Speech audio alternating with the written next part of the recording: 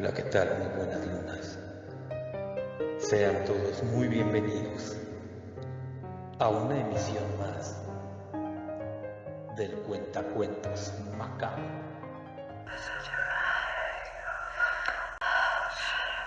Espíritu maligno. Hola, ¿qué tal? Muy buenas lunas, tengan amigos de la Sociedad de la Medianoche. Los saluda su amigo Héctor Villadarc, el Cuentacuentos Macabro, y les doy la más cordial bienvenida a una emisión más del Cuentacuentos. En esta ocasión no les narraré una historia, sino un testimonio. Un testimonio de que fuerzas malignas se encuentran entre nosotros. Una historia que es aterradora, porque es real, y que nos demuestra que a veces, sin pensarlo, damos todo por un imposible, por una oportunidad que sabemos que jamás se presentará. Sin embargo, nos aferramos tanto a ella que resulta fatídico el resultado. Un relato que tiene que ver con seres del más allá, demonios y deseo. Pon atención en lo que aquí se narra, porque ojalá y no, pero puedes encontrarte en una situación similar. Y el pago resulta ser siempre muy alto. Fantasmas, demonios y situaciones que te llevarán a la locura es lo que encontrarás en este relato adaptado por el Cuentacuentos Macabro. Así que, sin más que decir, ponte cómodo, trata de no estar solo, sube el volumen y apaga la luz. Prepárate para vivir un momento aterrador y para tener macabras pesadillas. Deseo que tengas hoy una macabra velada y que disfruten de espíritu maligno.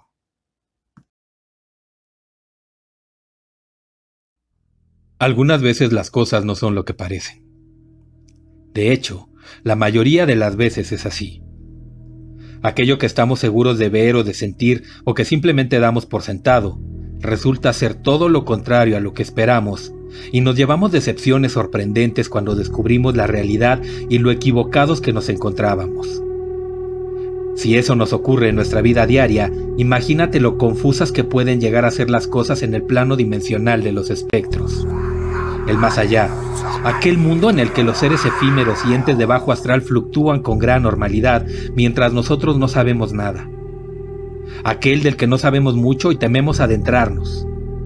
Si a veces las cosas en nuestro plano suelen ser confusas, aun con las señales muy claras que nos son dadas, no imaginarás lo confusas y desconcertantes que han de ser en un plano del que no conocemos nada. Hablo así de todo esto porque tuve la terrible oportunidad de vivirlo y verificarlo en un fatídico suceso que marcó mi vida desde ese día. Un suceso que golpeó a casi toda mi familia, o al menos lo que quedaba de ella. Lo que narraré a continuación no es un cuento, no es un relato, es un testimonio, una anécdota de algo que pasó y que podría pasarte a ti. Yo no acostumbraba a creer en cosas sobrenaturales, fantasmas, fenómenos paranormales, ni demonios o supercherías de esas, mucho menos en entes del más allá que conviven con nosotros. Hasta que finalmente lo viví. A partir de ese día cambió por completo mi forma de ver las cosas, y con esto, mi forma de ver la realidad. Una nueva realidad que a veces me hace sentir que rayo en la locura. A veces me cuestiono de mi realidad. Me cuestiono acerca de que si el terrible episodio que experimenté lo viví, ¿fue real? ¿O solo una mala jugada de mi mente ahora trastornada y de endeble cordura? Pero dejaré que seas tú quien juzgue esto. Dejaré que escuches mi experiencia y valores si lo que pasó en realidad sucedió o si fue la sugestión, la enajenación y el apego de un recuerdo vivido lo que afectó la mente de varias personas al mismo tiempo, o si fue una entidad maligna aprovechándose de la vulnerabilidad de los seres que nos mantenemos de este lado del plano dimensional, esperando nuestro traslado al otro lado. Lo narrado a continuación sucedió hace muy poco, en realidad hacía menos de un año. Yo aún no lo supero, y se los narro desde mi habitación en este hospital psiquiátrico donde estoy de manera voluntaria hasta que logre aclarar lo que mi mente no comprende. No sé aún qué pasó con mi hermana, pero seguro pronto se los narraré. Como les decía, lo sucedido había pasado hacía menos de un año. Recién había acaecido la muerte de mi suegro, y aunque muchos en la familia de mi esposa, como en la mía propia, ya habíamos logrado superar de alguna manera la gran pérdida que esto significó para nosotros, aunque no del todo, pues su ausencia se notaba aún. Sin embargo, ya no era tan doloroso el no tenerlo con nosotros. Pero no lo fue así para mi esposa Ana. En esa época mi hermana Sofía vivía con nosotros, pues nuestra casa era muy grande y nos quedaba ahora enorme a mi esposa y a mí solos. Así que le pedí que se mudara con nosotros un tiempo, sobre todo para que estuviera con mi esposa Ana mientras yo no me encontraba y que así tratara de animarla un poco, pues ella, como mencioné, aún resentía la pérdida de su padre. Le dolía en lo más profundo de su ser y la tristeza se reflejaba constantemente en su rostro. Mi hermana solía pasar gran parte del día con ella para tratar de hacerle más llevadero su dolor, pues mi esposa aún sufría mucho. Y aunque no le gustaba hacerlo enfrente de la gente, ya la habíamos descubierto llorando en varias ocasiones a solas, alejada de nosotros. Sofía trataba siempre de animarla. Los amigos y familiares de mi esposa con frecuencia iban a visitarla a nuestra casa para tratar de animarla un poco y tratar de sacarla de la gran pena en la que se encontraba hundida. Mi hermana le decía que la iban a visitar con el afán de sacarla de sus pensamientos, de animarla, de sacarla para que tomara un poco de aire y platicar de otras cosas. Entre todos, juntos tratábamos de sacar su luto, hacer que fuera la Ana de antes, que debía de hacer un esfuerzo y superar la pena, pues había mucha gente que la quería y que por ellos debía de seguir la vida. Y pues que en realidad ya habían pasado bastantes meses desde que su padre había partido y nos había dejado. Pero ella, mi esposa, siempre respondía de manera negativa, y era obvio, no tenía ganas de salir ni de ver a nadie. Ella alegaba que para nosotros eran muchos meses y un periodo razonable, pero para ella, toda esa pena es como si hubiera sucedido ayer. Y en realidad así era, la extrema tristeza que sentía Ana por la muerte de su padre aún no había logrado superarla.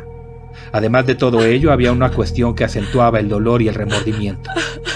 Ana se sentía culpable de no haber estado presente en el hecho de muerte de su padre, y cada vez que lo recordaba terminaba llorando amargamente, desconsolada y recriminándose su falta. Se arrepentía porque su padre siempre había estado para ella, y ella no pudo estar al lado de su padre cuando ésta más necesitaba de alguien. Continuamente sollozaba diciendo que lo extrañaba todos los días, que era lo único que le quedaba para alegrarse la vida y que daría lo que fuera por volverlo a ver, por pasar unos minutos más a su lado. De hecho, creo muy dentro de mí que llegó a blasfemar con tal de volver a ver a su padre. A decir verdad, creo que quizá así lo hizo, y se dirigió a fuerzas oscuras para cumplir su capricho de volver a ver a su padre a cambio de algo que resultaría ser un pago muy caro. Eso, ahora comienzo a comprenderlo. Finalmente, tanta era la pena de Ana que, al parecer, sus deseos parecieron cumplirse de una u otra manera, pues ocurrió que una noche muy fría y particularmente oscura, mientras yo y mi hermana nos encontrábamos durmiendo profundamente, el aliento fétido y helado de una voz gutural y macabra pronunciando su nombre la despertó sobresaltada. ¡Ana! Ella se despertó sobresaltada y espantada, llamándome y sacudiéndome, diciéndome que alguien se encontraba en la casa, que había escuchado algo que la había despertado. Yo me desperté sobresaltado también y un tanto malhumorado por el abrupto despertar, y aunque no le creí, me levanté para echar un vistazo por la casa y ver que todo estuviera bien, además de verificar que nadie se encontrara en la casa, pero todo con la sola intención de tranquilizarla. Inspeccioné toda la planta baja, verificando que todo estuviese cerrado, pues yo sabía que la casa estaba bien resguardada. Vivimos en una zona donde hay bastante iluminación, vigilancia y servicios digitales de seguridad. Los vecinos y la gente de los alrededores eran gente honesta, por ello me resultaba extraño que alguien estuviese rondando esas horas por la casa. O peor aún, que alguien tratara de meterse a la casa, pues era un vecindario que se encontraba sobre una avenida principal donde los autos no cesaban de pasar constantemente. Nuestra casa era antigua, sí, casi un casco de hacienda con jardines cuadrados descubiertos y grandes árboles al centro de los mismos. Pero las casas cercanas y el vecindario en general eran modernos, bien cuidados. Aún así, recorrí toda la planta y al terminar le aseguré a Ana que no había nadie, que nosotros en nuestra casa éramos los únicos que estábamos ahí y que así tratara de conciliar el sueño con tranquilidad. Ante esta explicación, ambos volvimos a la cama y yo, casi al segundo de recostarme en la almohada, caí en un sueño profundo. Ana, en cambio, permaneció despierta, atenta, esperando, escuchando. Y así lo hizo hasta que un par de horas más tarde, cuando la madrugada se presentaba más helada y la oscuridad más densa, unos pasos fuertes y marcados como los de un hombre adulto se escucharon con claridad y fuertemente en el pasillo. Ana habló en voz baja primero, casi en un susurro. Dijo que ella sabía que había alguien en la casa. Acto seguido y con mucha resolución, convencida de que daría con el intruso, Ana se levantó lentamente de la cama para no hacer ruido de más. Se cubrió con un chal grueso, pues el frío era tan intenso y calaba en los huesos, tanto que el vaho de su respiración era notable aún dentro de la habitación. Era un frío no natural, un frío que se había manifestado de repente. Ana salió de la habitación y, asomándose temerosa por el pasillo, habló en voz alta. ¿Quién anda ahí? Las pisadas lentas se escucharon una vez más. El rechinar pausado de la madera en cada paso era notorio y lúgubre. Los pasos se escuchaban ahora más claramente y se manifestaban en el fondo del pasillo, cerca de la puerta que da a la calle de la casa. Ana se apresuró a caminar hacia el interruptor para prender la luz. Pulsó el apagador, pero extrañamente la luz no encendió cuando hacía apenas unas horas había encendido. Nuevamente Ana preguntó en un tono más inquisitorial y más fuerte. ¿Quién es? ¿Qué quiere? Pero no obtuvo respuesta. Sin embargo, al final del pasillo una extraña y densa niebla habían aparecido. Y ahí, a trasluz de la niebla, se dibujó la silueta de un hombre en el umbral. Parecía mirar fijamente en la dirección donde Ana se encontraba, y de hecho 2 pequeños círculos blancos brillantes a la altura de los ojos de esa silueta parecían estar mirando fijamente a Ana. La puerta que se encontraba detrás de la sombra o de la silueta, no estoy seguro de qué era. Esa puerta que da a la calle se abrió lentamente, dejando oír un fuerte y lento rechinar. La sombra desapareció deslizándose hacia la puerta junto con la niebla, y detrás de esta un portazo que hizo saltar a Ana. Ana, asustada, corrió hacia la habitación gritando con terror mi nombre. ¡Ay! ¡Hugo! ¡Hugo! Yo escuchaba los gritos a lo lejos, como entre sueños. Pero finalmente, y ya con conciencia de mí, me despertaron. Logré salir de mi sopor y salí rápidamente al pasillo, donde la encontré corriendo hacia mí. Le pregunté que qué pasaba, que qué hacía ahí a esas horas de la madrugada. Ella me contestó desesperada, sin poderse controlar, agitando rápidamente las manos y dando pequeños saltos en su lugar. ¡Lo vi! ¡Era un hombre! ¡Yo lo vi! Mi hermana Sofía, tras el alboroto, también se despertó. Se apareció en el pasillo preguntando angustiada que qué pasaba, y Ana le dijo: «Un hombre, lo vi, estaba aquí, yo lo vi, salió por la puerta principal». Entonces con rapidez me acerqué a ver los seguros de la puerta para cerciorarme de que ésta se encontrara abierta, o para ver algún indicio de que alguien hubiera estado dentro de la casa. Pero los seguros estaban en su lugar. La puerta se encontraba cerrada desde adentro. Era imposible que alguien hubiera salido. Los seguros estaban como se dejaban cada noche. A pesar de que le reproché a Ana que era imposible que alguien hubiera salido, había algo que no me cuadraba completamente y que a la vez me inquietaba, ya que mientras dormía y escuchaba sus gritos en mi sopor, escuché también la puerta azotándose con fuerza. Sentí un frío congelante. Sin embargo, Ana no dejaba de decirme que ella lo había visto, que no estaba dormida ni loca y que ella sabía lo que había escuchado. Ella no había podido conciliar el sueño y había permanecido despierta. Simplemente no paraba de repetir: «Yo lo vi».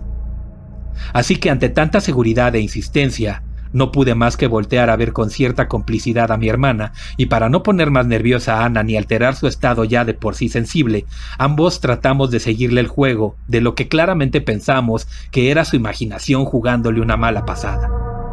Yo incluso pensé que era sonámbula y que ella misma había azotado la puerta. Por ello, yo lo había escuchado también. Así que le dije a mi hermana: «Es posible que alguna persona haya logrado saltarse por la barda hacia adentro de la casa, pero obviamente ya no está aquí. Debemos de tomar todas las precauciones posibles».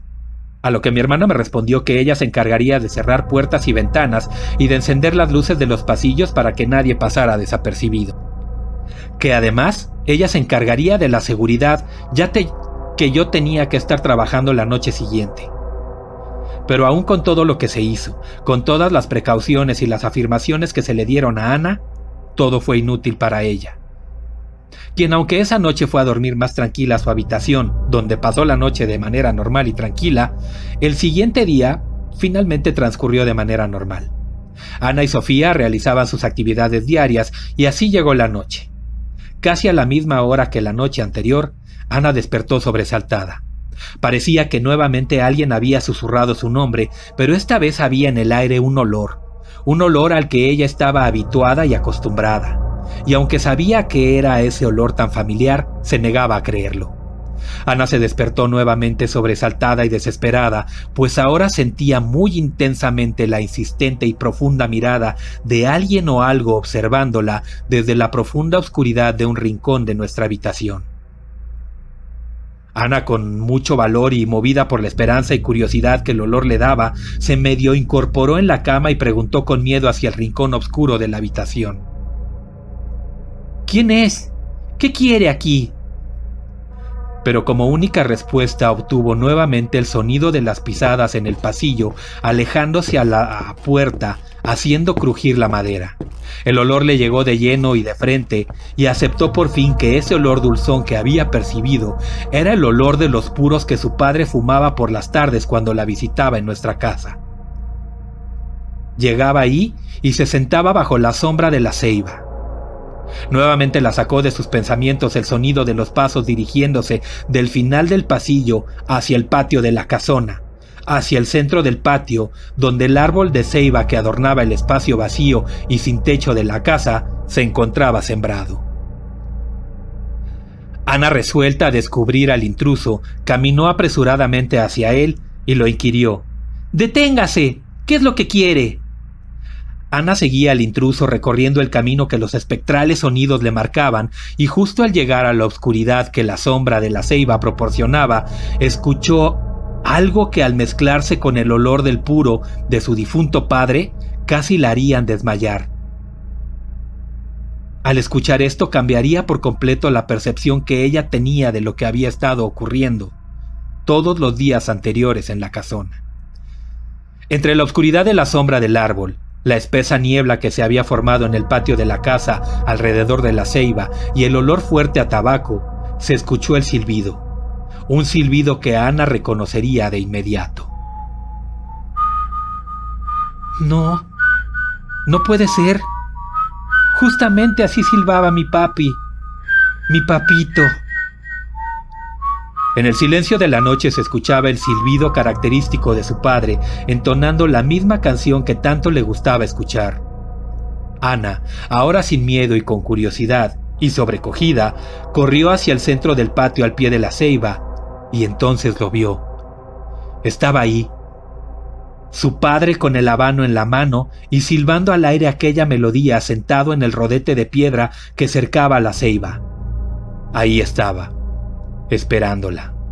Ana, al verlo y reconocerlo, corrió más deprisa a su encuentro, y al tenerlo de frente, Ana le dijo: «¡Papá! ¡Papito!». El espectro la saludó dándole la instrucción de no tocarlo y le dijo: «Siéntese, mija, y no llore, que aquí ya está su padre tal y como lo pidió». Ana le cuestionó: «Pero papá, ¿qué haces aquí? Tú ya estás muerto». Y él le dijo: «Hija, no me olvido de ti. Véngase conmigo. Allá donde estoy usted va a estar tranquila. No le va a faltar nada y estaremos juntos». Ana le preguntaba que qué pasaría con su esposo Hugo y con su vida actual, pero el espectro solo atinó a decirle: «Aquí lo que importa es usted, mija. Los demás que resuelvan sus problemas solos. Donde yo estoy, usted va a estar mejor. Hágame caso, niña. Prepárese». De repente, el grito de Sofía llamando a mi esposa la hizo salir del trance en el que se encontraba, y la figura de su padre se desvaneció partiendo con el viento a la par de la niebla que flotaba en el ambiente.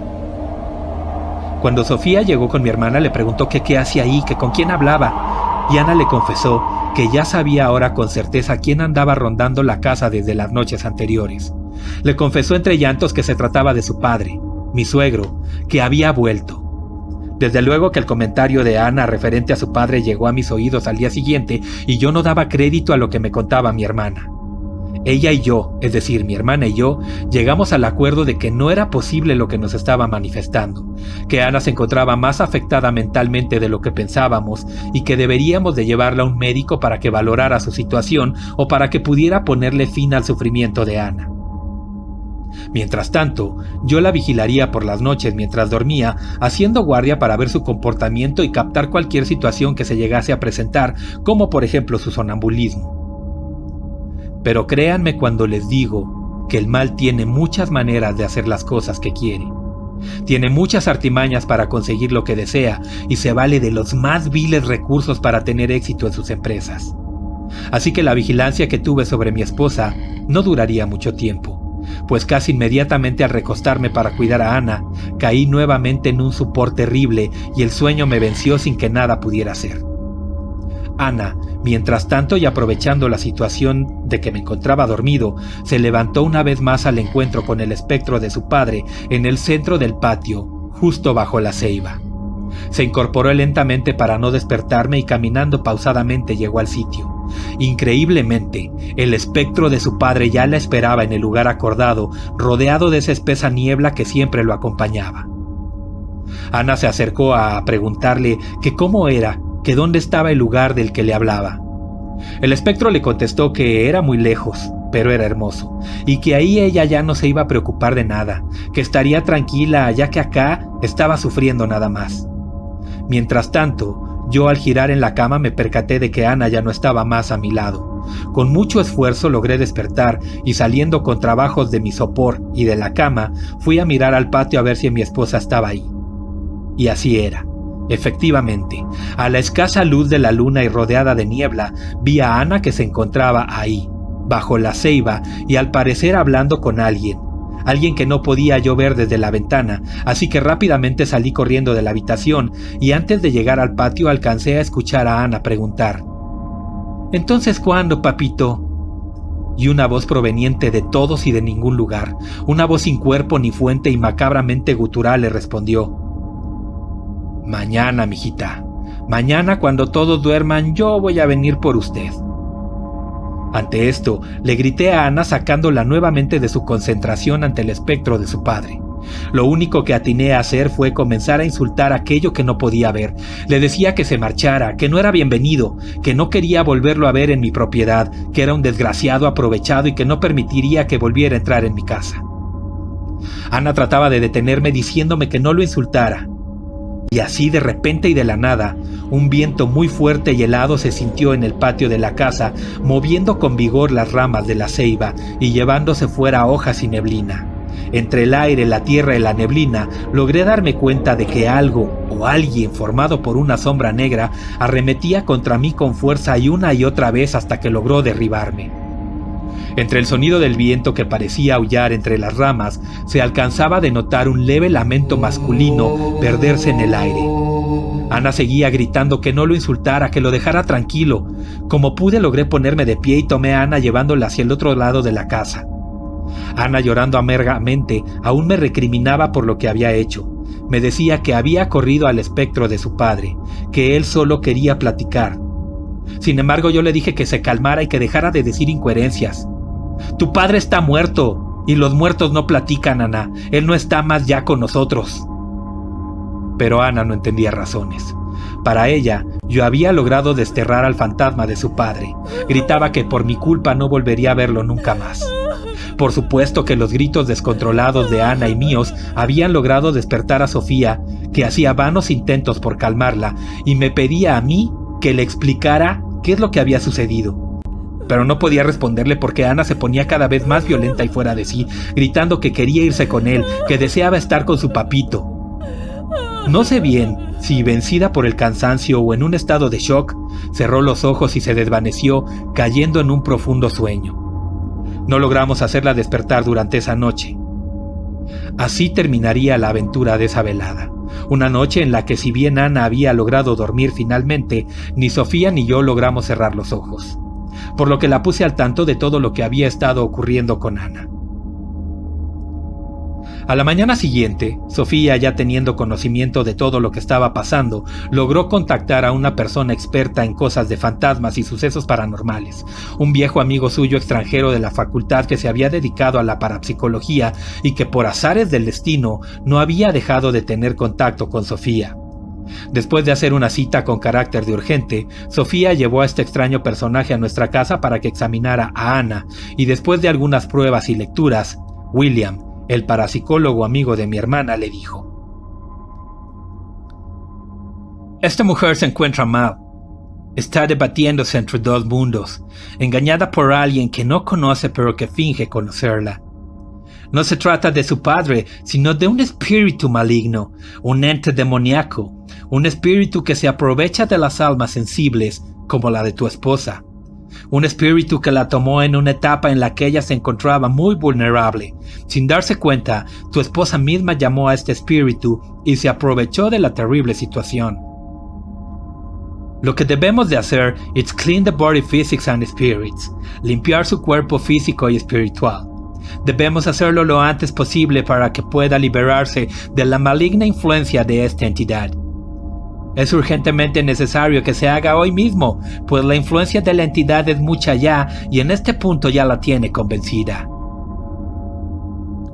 Esa misma noche, William, el parapsicólogo, un hierbatero y el brujo más experimentado del pueblo, se hicieron presentes en nuestra casa. Traídos por William, llegó el hierbatero con ungüentos, un brasero, hierbas y sahumerios, y así, con la ayuda de rezos, golpes y velones, santiguó el cuerpo perdido de Ana.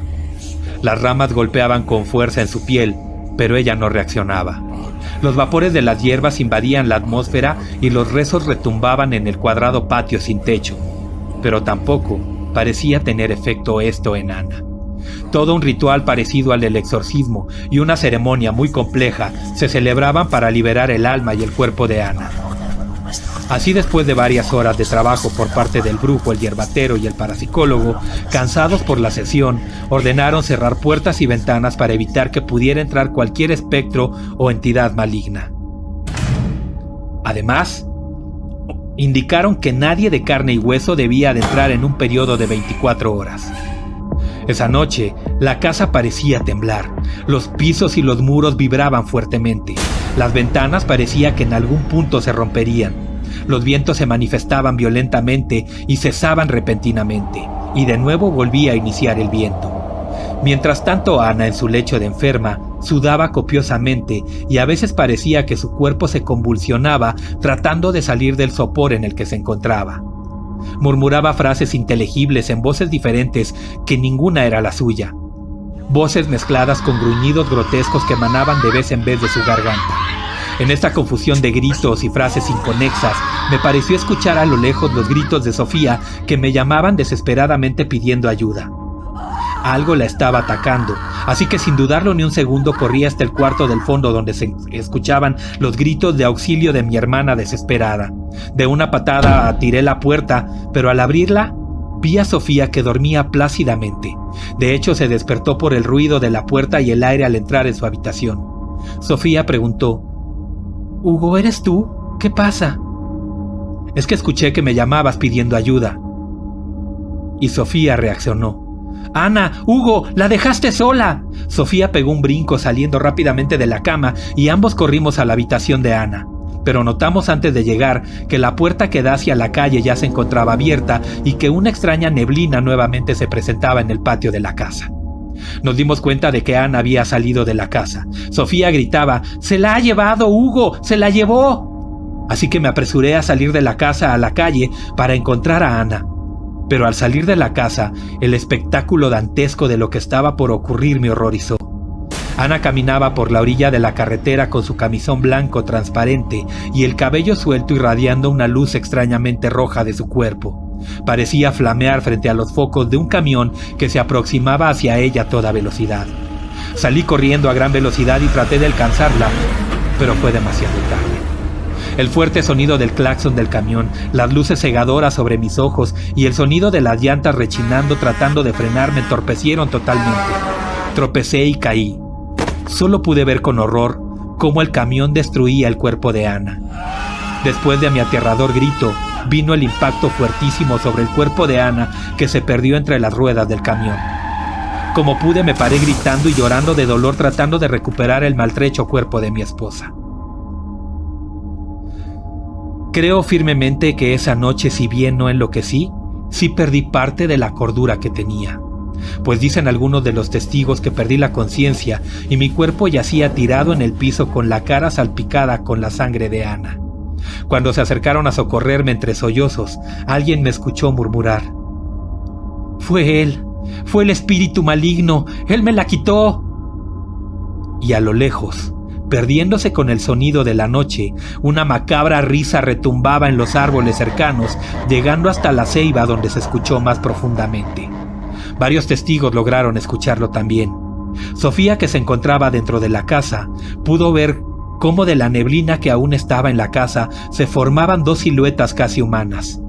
Una, muy similar a la de Ana, y otra, con una forma grotesca de demonio, algo aterrador que tomaba por la fuerza la mano de Ana y al mismo tiempo que reía a carcajadas, la jalaba hacia adentro de la tierra, justo debajo de la ceiba. Ana estaba muerta y su espíritu yacería por siempre en el infierno. Muchísimas gracias, amigos, por habernos acompañado en una velada más del Cuentacuentos Macabro. Esperamos que el cuento de esta noche les haya gustado, y gracias a todos ustedes por haber llegado hasta el final de la narración. Esperemos que nunca se encuentren con el espectro de un ser querido que finalmente no sea lo que parece y que nunca vean una extraña y espesa neblina cubrir sin razón los pasillos o el patio de su casa. Pero si ocurre que olores familiares y sonidos de los difuntos se manifiesten, asegúrense siempre de que es en verdad la persona que desean ver. Pero recuerden, los muertos están y no quieren platicar. Ojalá les haya gustado este relato aterrador de espíritus malignos, y si es así, no olviden darle like y suscribirse al canal para saber que te gustó. Si es de otra manera, pues déjame tus comentarios para saber qué opinas de esta historia y así seguir creando más y más contenido macabro. No olvides suscribirte y compartir este relato. Gracias por acompañar al Cuentacuentos Macabro en una historia más. Yo soy Héctor Villadark y que las más aterradoras pesadillas te atormenten esta noche. Saludos y macabras lunas.